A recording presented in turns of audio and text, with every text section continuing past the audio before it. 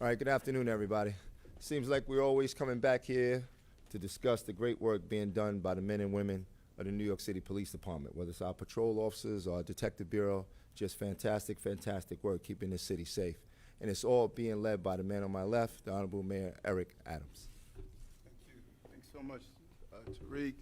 Again, want to thank the men and women of the New York City Police Department for not only keeping our city safe every day, but then every once in a while is going to take a great deal of shoe leather and investigatory skills to bring criminals to justice. And just from the onset, we want to be extremely clear.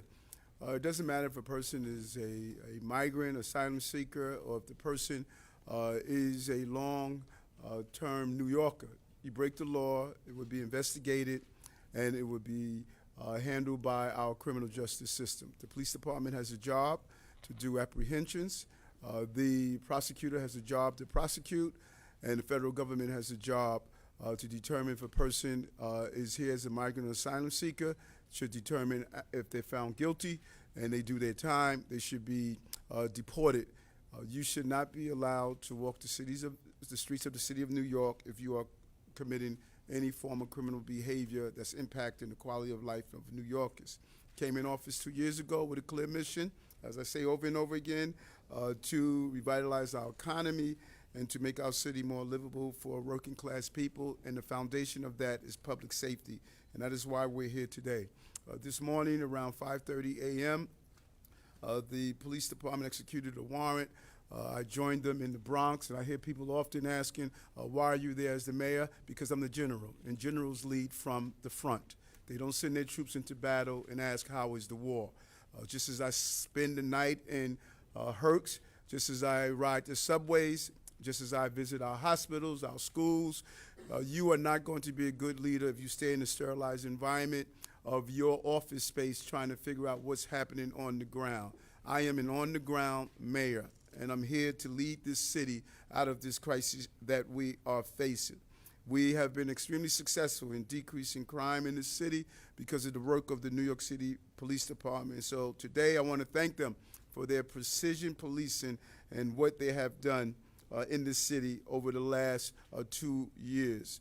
This morning, during the execution of the warrant, we are going to go into the particulars of that, on what was recovered and what this pattern is all about. We believe the individuals involved have been involved in 62 robbery incidents across our city, including our transit system, including riding on mopeds, scooters, and snatching property of New Yorkers, such as iPhones and wallets. These individuals do not have a license to steal in our city. Mopeds and scooters are being used for crimes and harming innocent people. And I want to be clear, again, the law is coming for those who use mopeds illegally. That is why we have been cracking down on the illegal use of mopeds. And last week, we looked at some of the locations where a large volume of mopeds were located. It was given the appearance by those who felt as though this was some type of retaliatory action. No, it wasn't. To date, the NYPD seized more than 2,500 illegal mopeds and scooters in 2023, a 74% increase over 2022.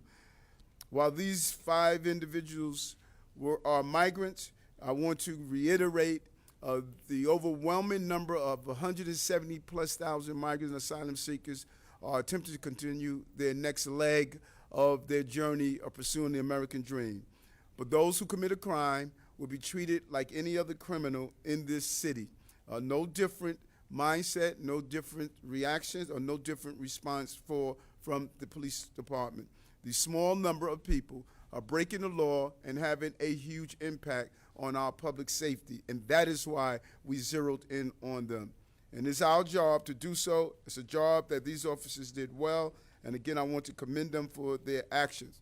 We're not going to sit idly by while people choose to prey on their fellow New Yorkers. That is why we responded in the manner of which we did. Now, again, Commissioner, job well done. Chief Kenny, job well done. We're going to lay out what happened in this incident. As you see the images that on top. Right now, I'm going to turn it over to the Police Commissioner of the City of New York, Commissioner Eddie Caban. Okay, good afternoon, everyone. Thank you, Mr. Mayor, and as always, thank you for your leadership. So in recent months, a wave of migrant crime has washed over our city, but by no means do the individuals committing these crimes represent the vast number of people coming to New York to build a better life. But they are nonetheless preying on New Yorkers and making our city less safe.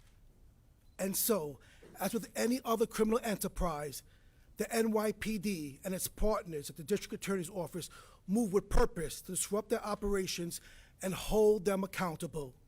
That is what today is all about.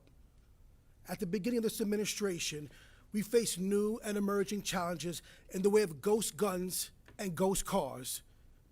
The inability for us to track them disrupts our investigations and makes it that much harder to bring criminals to justice. But as with anything, we learn, we evolve, and we get the bad guys. Today we are seeing similar situations with migrants. They're essentially ghost criminals. No criminal history, no photos, no cell phone, no social media. Sometimes we're even unclear on a name or a date of birth. And on top of that, these operations are extremely sophisticated. They intentionally try to evade the police. But whenever there is a challenge or a dead end, you can count on the great detectives in the world to find a way. So relying on a great deal of traditional detective work, our investigators were relentless in their pursuit of these suspects, and steadily they began piecing clues together.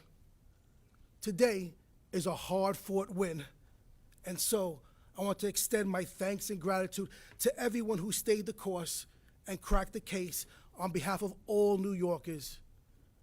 I will now turn it over to our Chief Detective, Joe Kenny, to share more details about this investigation.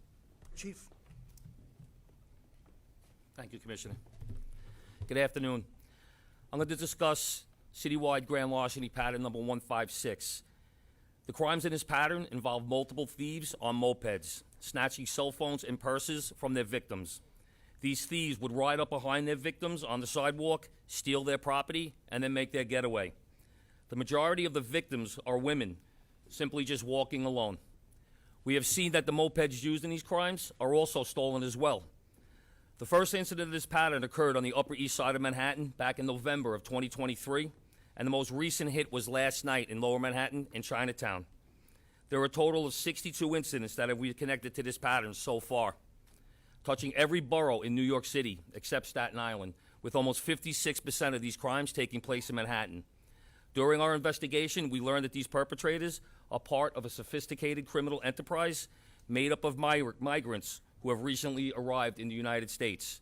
This network of thieves predominantly live in the migrant shelter system. They use social media platforms to organize and coordinate their thefts. This is how they operate. The leader of the crew, identified as Victor Para, will blast out a message via WhatsApp that he is looking for phones. Para will send out specific orders for what type of phone he is looking for.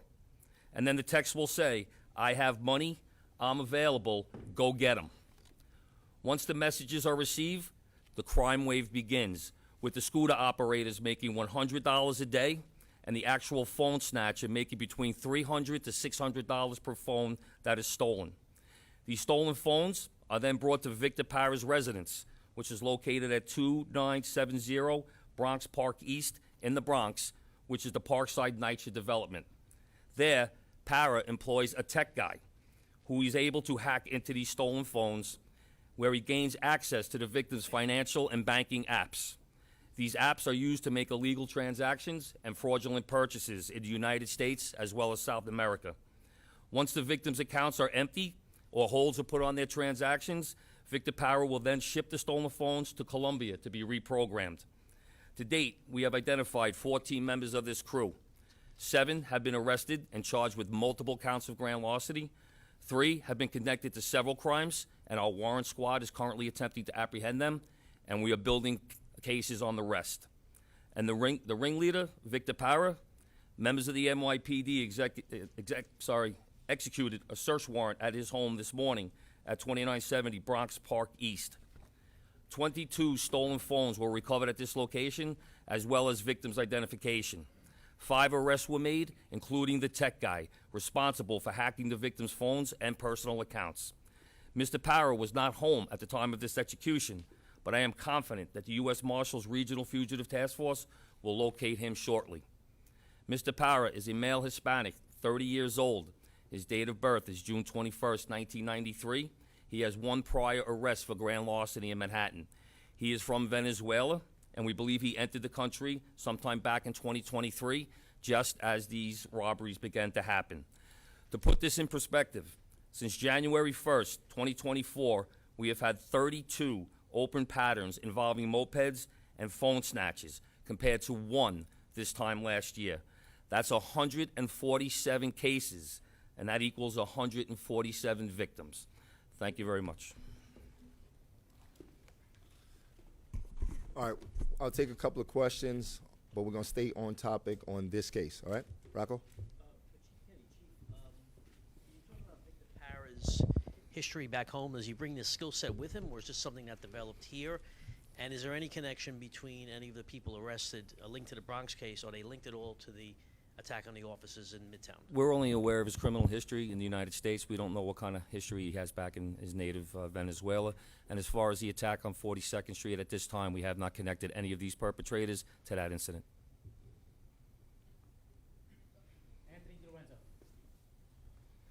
So the mayor and the police commissioner sort of touched on, in recent months, you've seen a wave of violence involving migrants wash over the city. Can you be more specific about that? Are you seeing a pattern of crime go up specifically with this group of people? And were the people who were arrested overnight undocumented or asylum seekers? As of right now, the people that are connected to the incidents that we're looking at, they've been arrested over a period of time, not just last night. So, you know, we're still working through their status. We don't ask them whether they're here illegally. We don't ask them if they're asylum seekers. Like I said, like the mayor said, we're treating them as we would treat any other criminal. And as far as the incidents that we're seeing, you know, since the arrival back in April of 2023 of migrants, this type of crime, this pattern, we're seeing a significant increase in mopeds being used to commit crimes. That's it. So just to clarify, the initial number had been 62, but you're saying it's really a total of 147 with this network of 14 people? It's 62 incidents involving just this one pattern. So that's 62 victims. If you look at year to date, you have 32 patterns. There are multiple incidents involved in each pattern. So there's 147 incidents that are inside of those 32 patterns. And you think that all 147 or more than 62 could be connected to this group? That's the thing that's you know, kind of unique about this pattern in itself, where normally you would have a crew of individuals that are known to each other committing these types of crimes. The commonality here is Mr. Parra. He sends out that message throughout the city, so the thieves that are committing this crime don't even know each other. They're not even aware of each other, even to the point we're finding where if I feel like going to steal and I'm by myself, I will recruit another person to come with me. John Doyle, CBS. Chief, just a follow-up on the question from earlier. Is there an update on the beating in the Midtown South, more suspects being sought? And also, in regards to that case, is there a concern about the arrest made today about bail being an issue for these suspects as they go through the system? Well, as they go through the system, we're hoping that our partners in the district attorney's office, you know, they've been assisting us this case all the way. They're the ones that issued the search warrant for us, that they will request bail on this case, and that'll be up to the judge to make that determination. Craig McCarthy, New York Post. Are there any, with these suspects here, any connection to bigger criminal organizations or any gang ties, maybe down to Venezuela or even here in the States? We're looking, the assault on 42nd Street, we believe some of the people that participated in that may have gang ties to Venezuela. That's based on social media, some tattoos, and some statements that were made while they were in our custody. But in this case right now, like I said, we're still vetting through it. You know, as far as the bigger picture here, you know, we have stolen phones from New York City being shipped down to Miami, to Houston. We have interstate crimes being committed based on the cash apps being used to clear out people's bank accounts, and then we also have these phones eventually making their way down to Colombia. Mark Morales, CNN. I was hoping you could put this in a little more context. I know you guys started off by saying that there was this wave of migrant crime. How does this compare to other crimes that you're seeing at this point that are involving migrants? And I know that there's an issue because of the documentation. You can't ask like what their situation is at the moment. But can you at least speak to incidents happening at the shelters, what types of incidents they are? Is there any data associated to that, kind of like what we have here where you're saying that there's 147 incidents? Yes, sir. Thank you very much, Mark. And once again, we don't track that data, but we're going to be very clear. Whether you came to this country 3 months ago or you've been to in this country for 30 years, if you commit a crime in New York City, you can be held accountable. Kelly Mena, New York One. My question is, if there's been a pattern using these illegal mopeds and scooters, is the city doing anything when it comes to these migrant shelters, maybe looking at them more closely? Is there any new initiative when it comes to the migrant shelters, the city, and NYPD? Yeah, I'll have Chief of Patrol talk about what we're doing in and around shelters. So just to go back to the original question, what we're seeing citywide is, besides these kind of patterns with grand larcenies and some robberies, we're seeing people getting their pocket picked in Midtown Manhattan, or bags being dipped to, especially on the Christmas tree, the holiday season. We're seeing it expand down to the train system. We have picks and dips in the train system with these crews. We're also we're hearing things about human trafficking starting to pop up in our world that they're taking a heavy look into. In addition to that, we see some groups going to a sunglass hut, into Bloomingdale's, into King's Plaza. So these are the trends that we are seeing in addition to these patterns we're talking about here. We also see inside the shelters, and especially Manhattan, we'll see an increase in domestic violence. Okay, that's taking place also. So that kind of puts you in the crime arena. As far as what are we doing around the shelters, besides our presence of foot posts like Lieutenant Copper there on 42nd and 7th the other day, that's what they were there for these groups. And we're also honing in the mopeds, the illegal mopeds. We've been doing this for a year and a half. And as you can see, you can drive by any shelter. You'll see a lot of them parked out there. And some are stolen, some are not registered, they're illegal, they don't belong on the street, and we are taking them. And we're also engaging on the street like we've been doing for the last year and a half, to the tune of about 28,000 mopeds, illegal ATVs off the street. In addition to the ghost cars we're looking at and the paper plates, it also goes into this, plus 45,000 in the last 18 months. I'll say it again, plus 45,000 in the last 18 months. And Anthony, just follow up, as I just told Deputy Mayor Banks, because you asked this question a few times with status.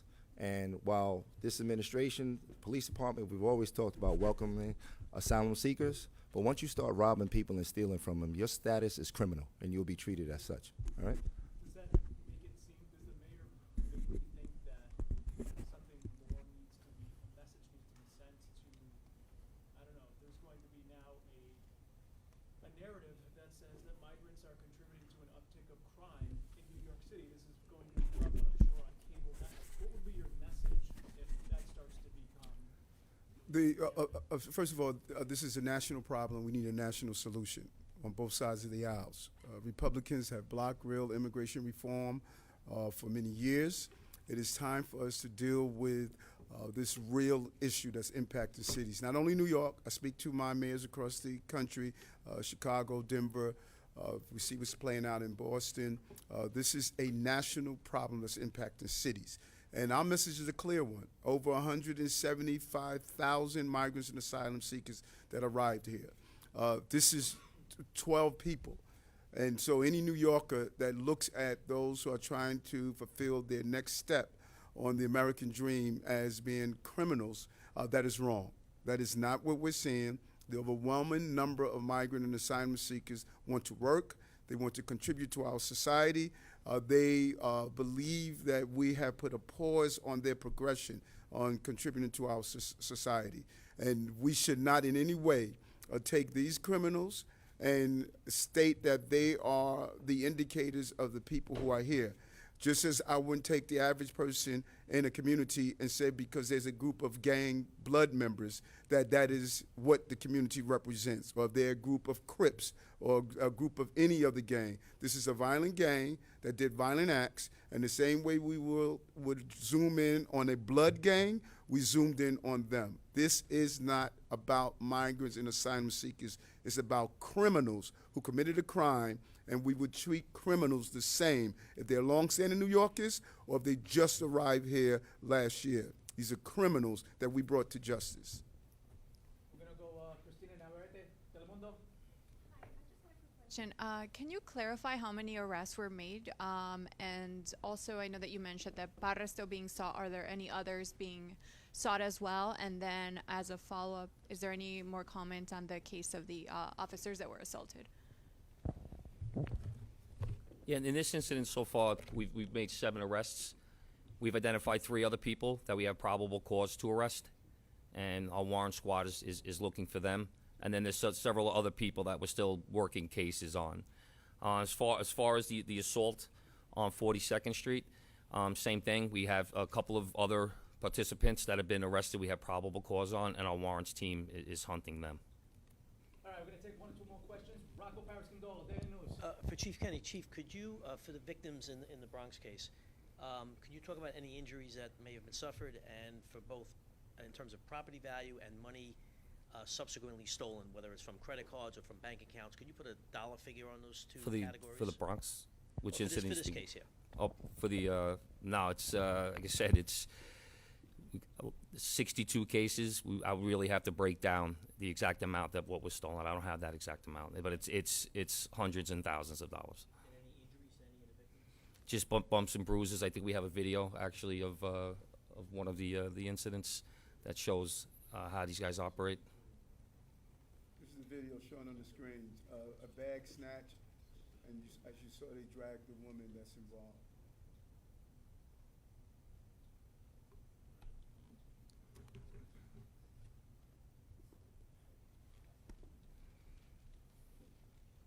All right, we're gonna take one last question. Joaquin, Univision. Yes, I know that you were talking about that before, but the law that de Blasio signed not cooperated with ICE, it says that with one exception, when there is like safety concerns.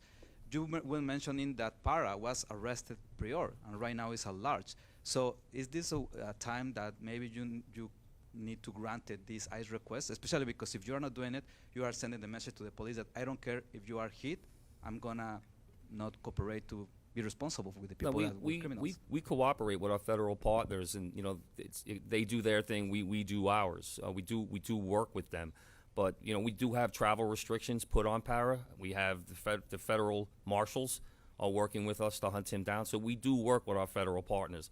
But as far as arresting somebody simply based on their immigration status, which is what ICE does, we do not participate in that.